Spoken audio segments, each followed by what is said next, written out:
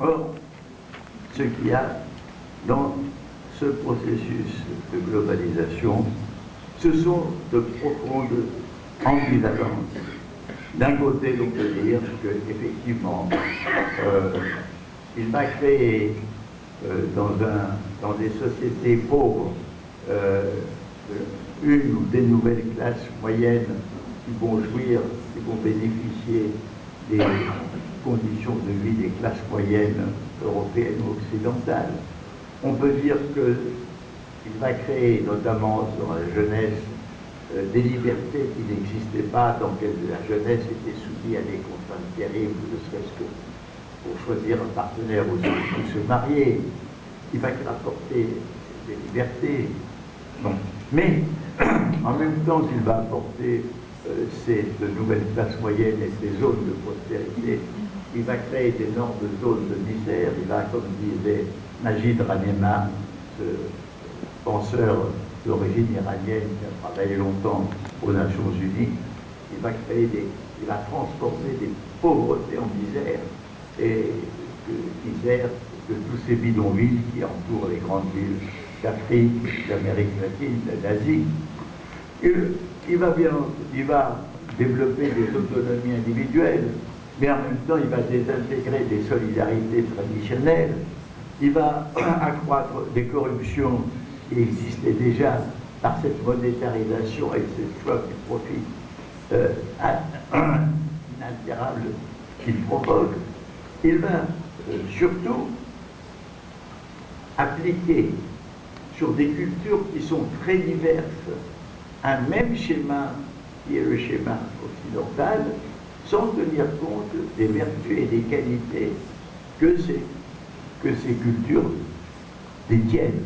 Car il faut dire que toute culture, que chaque culture a ses vertus, a ses illusions, a ses carences, et bien entendu, qui sont différentes les unes des autres.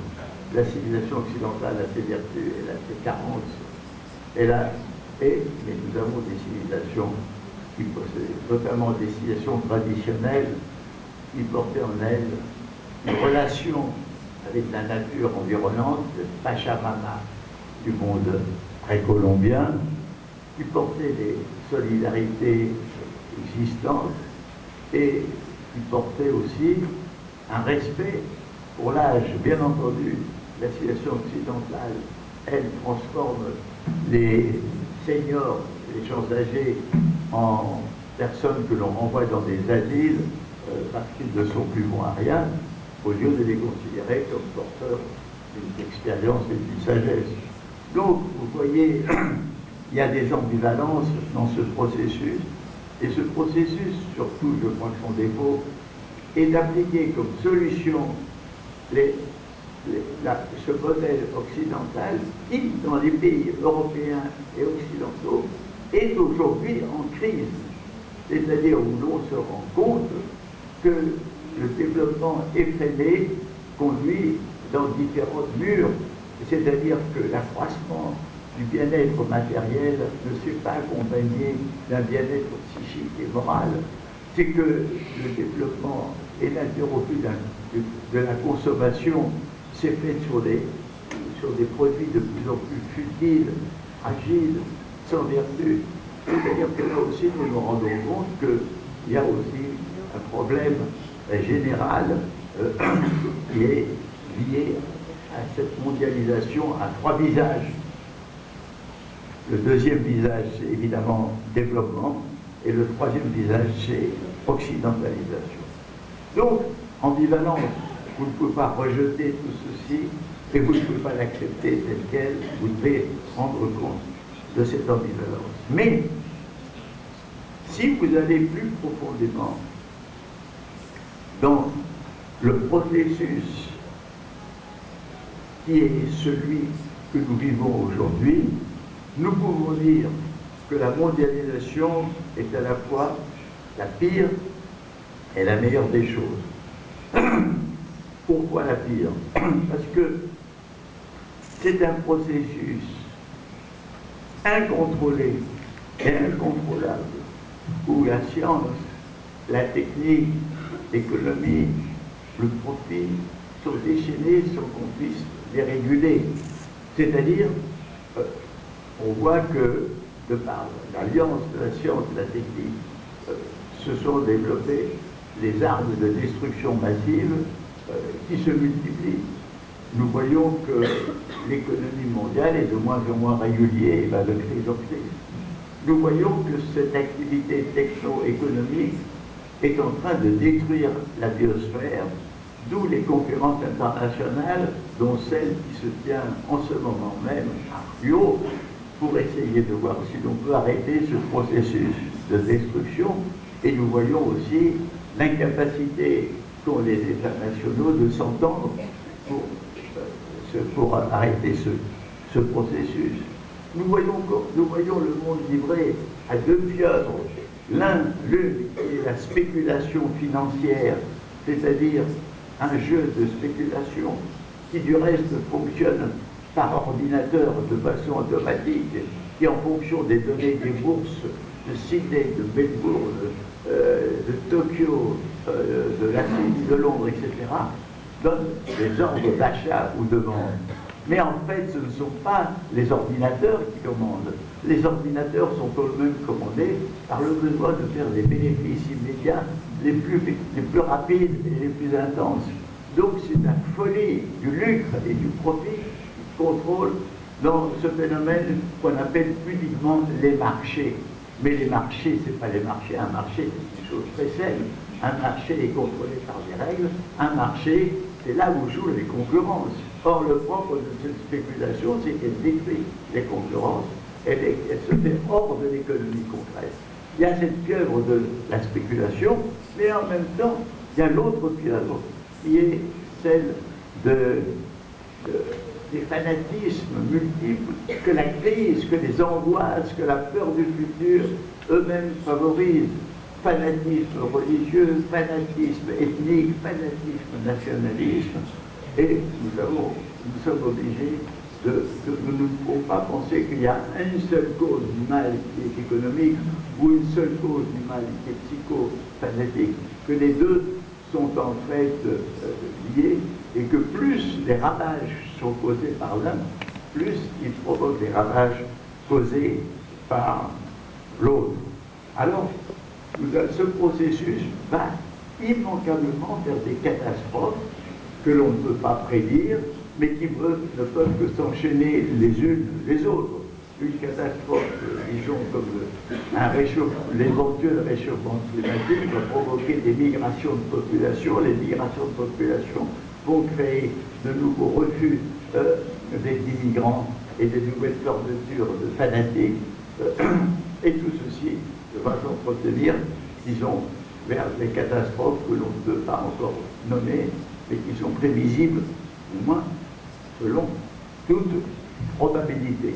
Puisque je vais dire tout à l'heure que le probable n'est pas le certain, il y a aussi l'improbable.